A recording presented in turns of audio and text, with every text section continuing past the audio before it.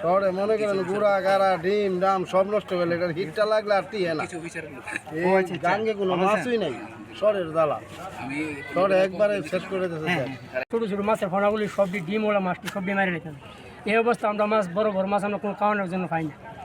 হাওরের মৎস্য সম্পদ রক্ষার্থে ব্রাহ্মণবাড়িয়া জেলা ডিম মৎস্য দপ্তর এবং উপজেলা মৎস্য দপ্তর নবীনগরের যৌথ উদ্যোগে আজকে 22 মৌজা নবীনগর এলাকায় একটা অভিযান পরিচালিত হয়।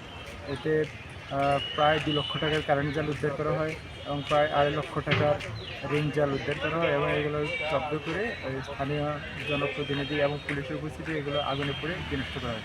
তো আমাদের এই হাওরে মৎস্য সম্পদ রক্ষার জন্য এবং নদীর মৎস্য সম্পদ রক্ষার জন্য আমাদের অভিযান